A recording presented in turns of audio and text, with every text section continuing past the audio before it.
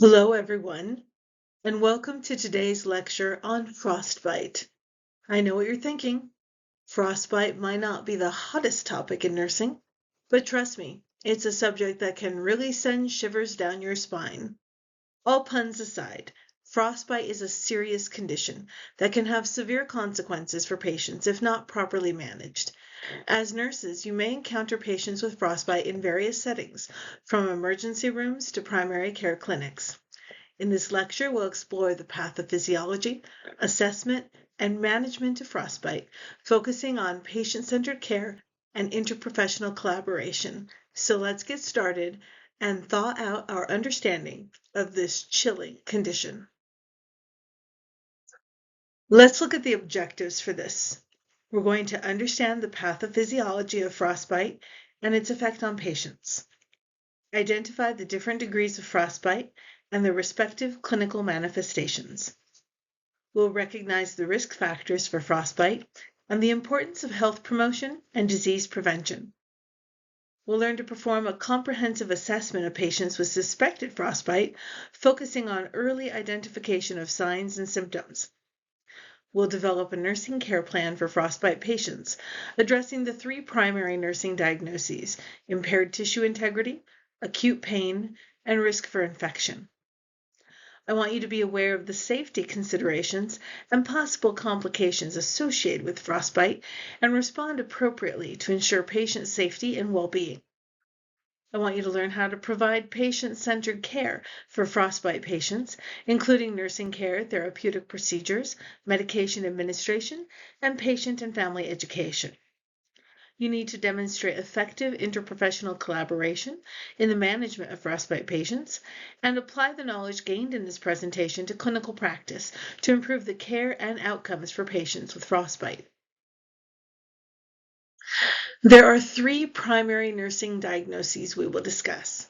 First, impaired tissue integrity. This diagnosis is related to the damage caused by freezing and subsequent rewarming of tissues. Clinical manifestations include skin discoloration, blister formation, and tissue necrosis.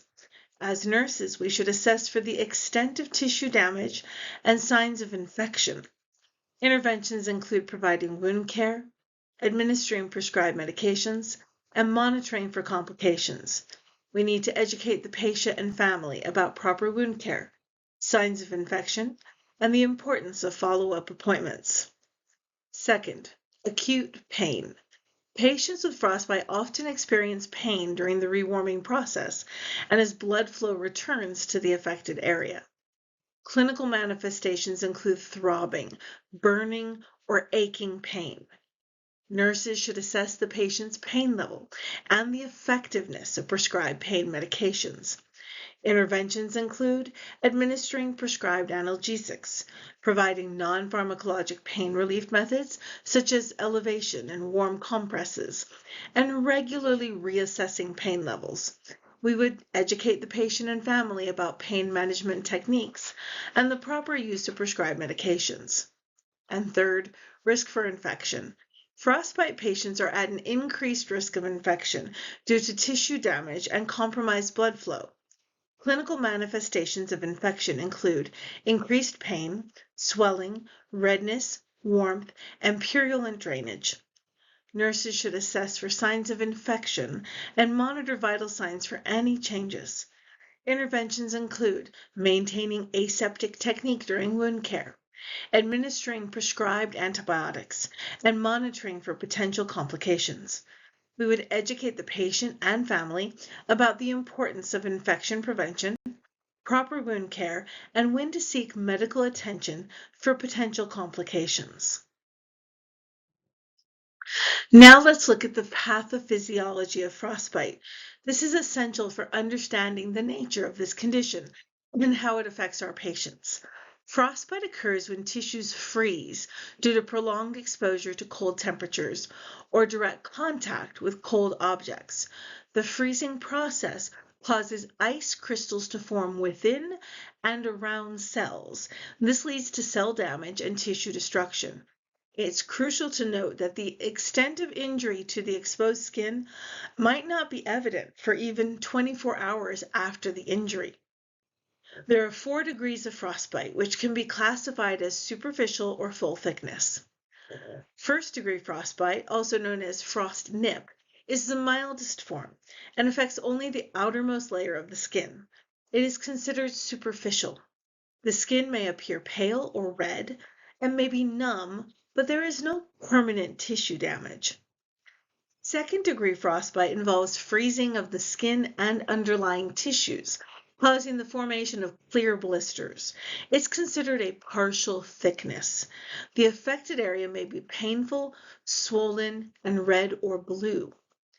Third degree frostbite is more severe and involves damage to deeper layers of tissue, including muscles and blood vessels. This is considered full thickness. Blisters filled with blood may form, and the skin may appear blue or black.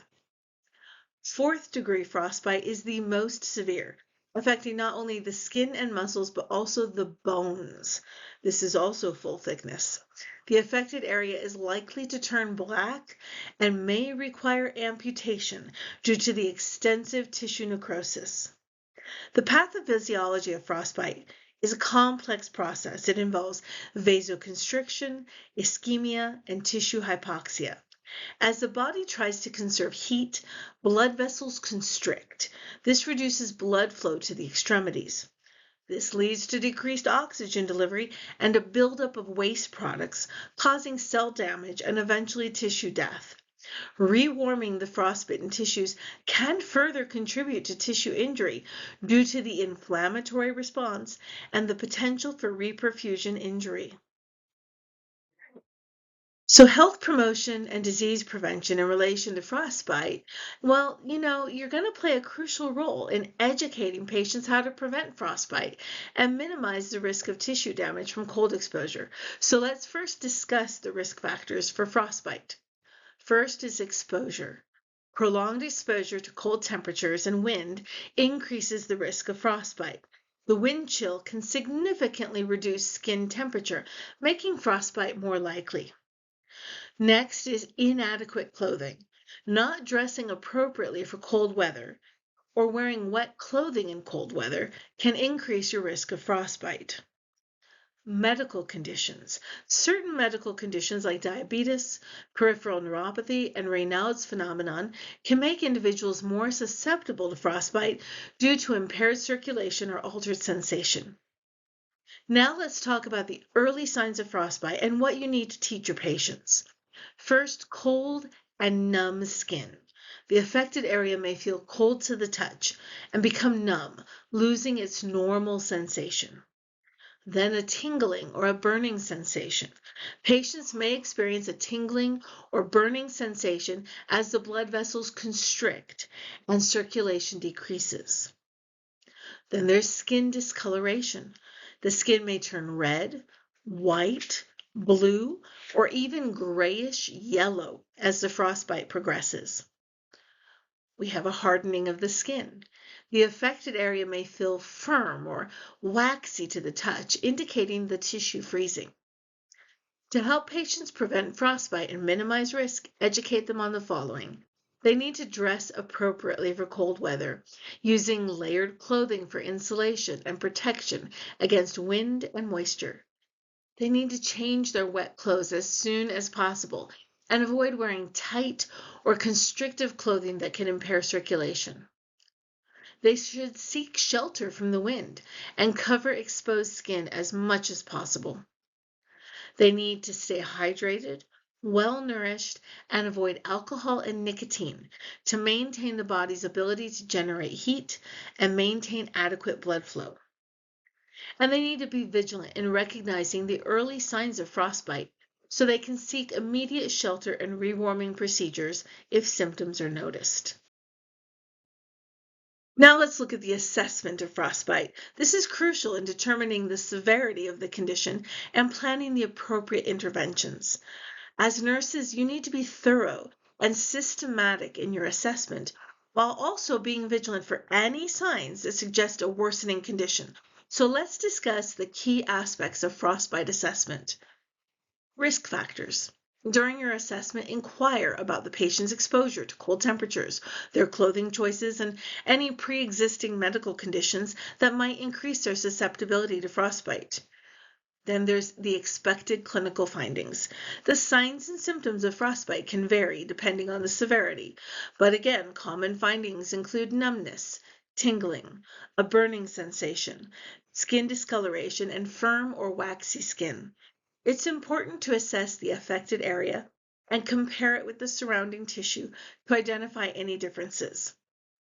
We may do some laboratory tests, blood tests, including a complete blood count, a CBC, a coagulation profile, and an electrolyte panel can be useful in evaluating the patient's overall state of health and identifying any underlying conditions that might affect how they heal.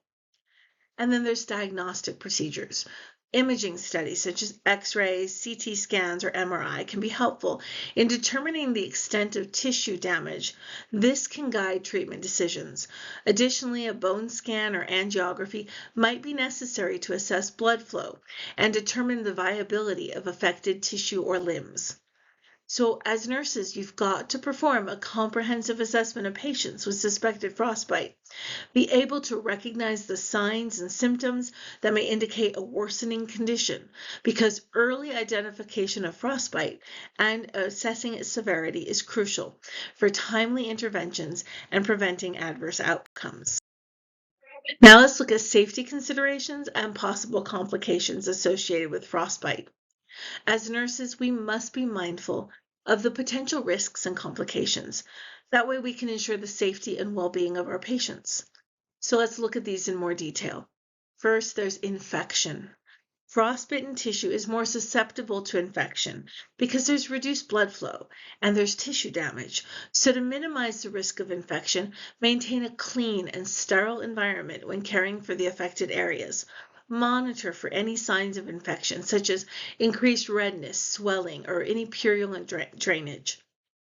Tissue necrosis. Severe frostbite can lead to tissue death or necrosis.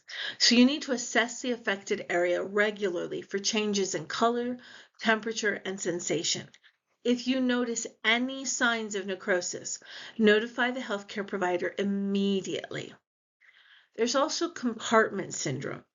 Swelling and edema caused by the frostbite can lead to compartment syndrome. This is a dangerous condition where increased pressure within a confined space compromises blood flow and nerve function. So be vigilant for any signs of compartment syndrome. These would be severe pain, pallor, decreased pulse or sensation distal to the affected area. If suspected, notify the healthcare provider immediately. And then let's look at the long-term complications. Patients with frostbite may experience long-term complications such as chronic pain, chronic cold sensitivity, and permanent nerve damage. So we need to encourage our patients to follow up with their healthcare provider so that they can monitor their progress and address any ongoing concerns. As nurses, our role is to recognize and respond to potential complications of frostbite in a timely manner. By closely monitoring our patients and implementing appropriate nursing interventions, we can help to prevent adverse outcomes and ensure the best possible care for those affected by this serious condition. Now we need to look at patient-centered care for our frostbite patients. As nurses, our primary goal is to provide the best possible care for our patients, taking into account their unique needs and circumstances. So let's discuss the various aspects of patient-centered care for frostbite. This includes the nursing care, therapeutic procedures, medications, patient and family education, and any interprofessional care considerations. So for nursing care, one of the key aspects of nursing care for frostbite patients is the rewarming process. This involves immersing the affected area in a warm water bath, and this will be typically at a temperature of 104 to 100 degrees Fahrenheit or 40 to 42 degrees Celsius to improve blood circulation and promote healing of damaged tissue. As the rewarming process continues, patients may experience increased pain due to improved circulation in the affected areas. So nurses, you need to monitor the patient's pain levels and provide appropriate pain relief measures as needed. Our therapeutic procedures, in addition to rewarming, we might need to debride the necrotic tissue, or in severe cases, the patient may have to have an amputation. So in that case, we're going to play a vital role in supporting the patient and their family throughout the procedures, providing emotional support, and ensuring proper wound care and pain management. Medications. We're going to have pain management. Appropriate analgesia, including both non-opioid and opioid medications, might be administered. Non-opioid medications, such as acetaminophen or ibuprofen, can help to relieve mild to moderate pain.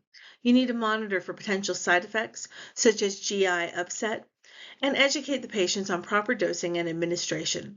For more severe pain, opioid medications such as morphine or oxycodone might be prescribed. So you need to closely monitor patients for signs of respiratory depression, sedation, and be watchful for potential issues with addiction.